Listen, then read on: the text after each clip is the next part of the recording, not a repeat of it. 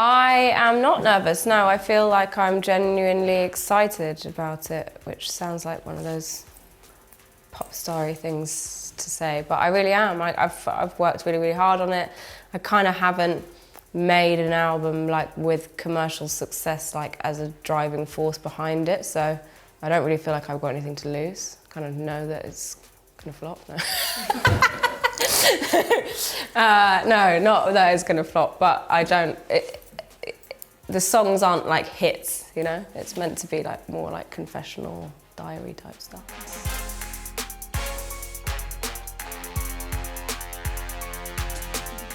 There were things that I wrote that I just felt like might not resonate with other people, so it's not that I didn't want to share things.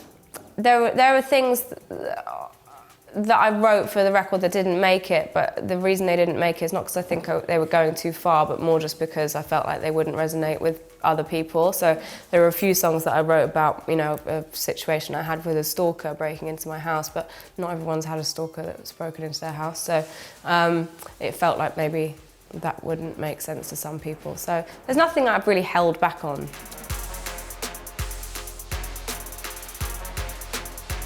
My last record felt like slightly disingenuous, or maybe just like a little bit overdone in terms of the way that everything like looked and felt like aesthetically it was a bit overdone. And I didn't really feel like I could convincingly get up on stage and sing those songs every night and come away feeling good about myself.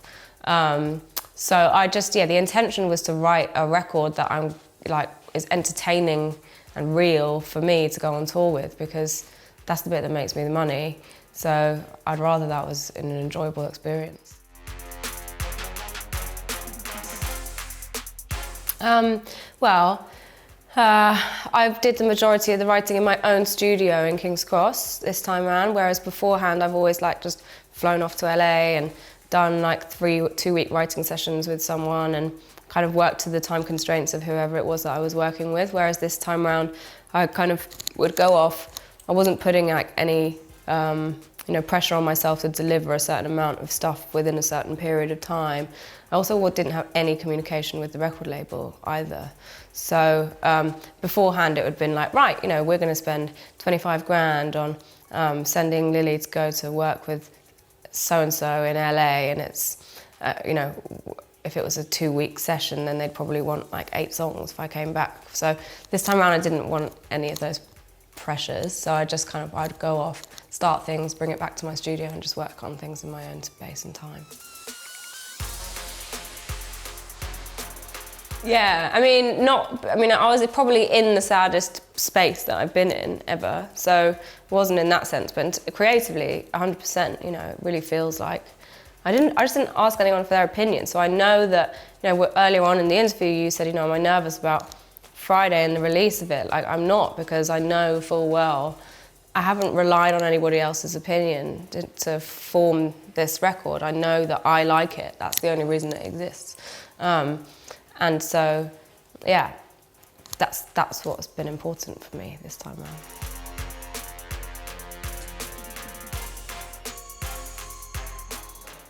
I don't pick anyone. Like, it just so happens that those people came by the studio and we ended up writing those songs, and those songs ended up on the record. But there are lots of other collaborations that didn't make the record, you know. So it wasn't like I'd finished songs and been like, oh, I need a rapper for this verse, you know. It was more like, let's write a song together, and that's how they came about.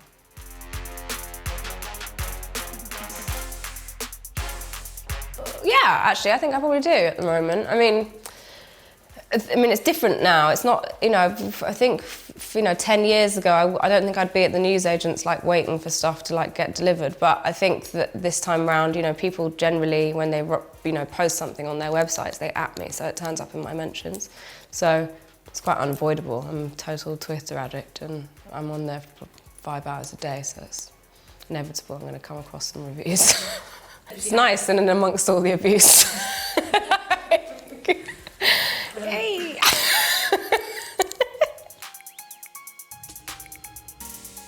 Oh, I don't know, I can't really speak for other people, but all I can really think about is the part that I play and, what my platform that I have means to me and how I want to use it, and that's my decision. But, I guess if people aren't speaking freely because they're scared of repercussions, then that's sad.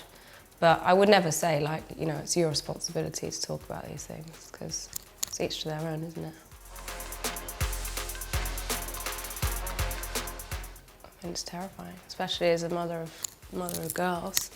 Oh my God, Ethel actually, her dad sent me a text yesterday saying Ethel's just asked for a t-shirt with "1 kiss is all it takes" written on it. I was just like, she's 6. I cannot. Yeah, I don't know. I mean, the thing is with Instagram, it's weird, isn't it? I enjoy it. I don't really enjoy I actually had to unfollow everybody recently because I've spent too much of my time just staring at people and feeling shit about myself as a result. But I think that it feels quite disingenuous, lots of it, and there's a lot of sort of faux kind of connectedness, inspirational quotes which allow you to then post pictures of yourself naked. It's just oh, come on. Everyone just wants that spike, don't they? So they get their tits out and cover themselves in makeup. But for girls, that's really that's how you get your engagement up. And for boys, it's more about being part of a club of boys, and it's all friends. And look, we're popular. I'm in a team. Blah blah blah. So it's interesting that girls are sort of have to promote themselves as individuals, and boys kind of promote themselves as part of a gang, which is kind of what happens in the real world, and it's a bit gross.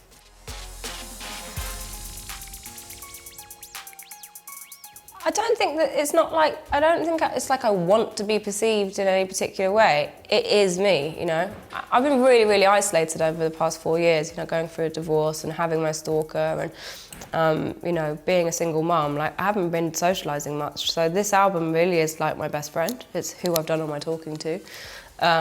So it's not about this is what I want people to think I am. It is what I am. So, yeah, I mean, I don't really have any expectations in that respect. Yeah.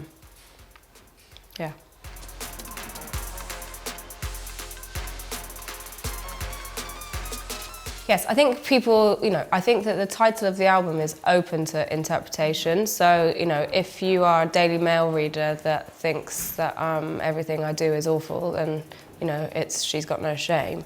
If it's, me, then I guess I'm saying this is the truth, and there are some things that I'm talking about on this album that are difficult and not necessarily behaviour that anyone should be particularly proud of, but the only way that you can work through those things is by talking about them and hopefully absolving yourself of, said guilt or shame. But then also, I think that as women, we tend to feel shame and guilt about our successes as much as our failures in a weird way.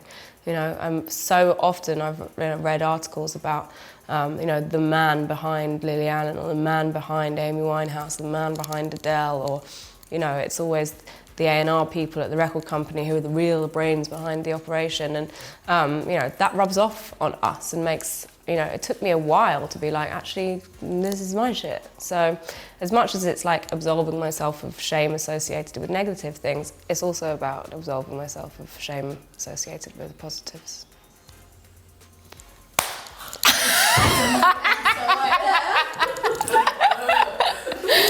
Okay.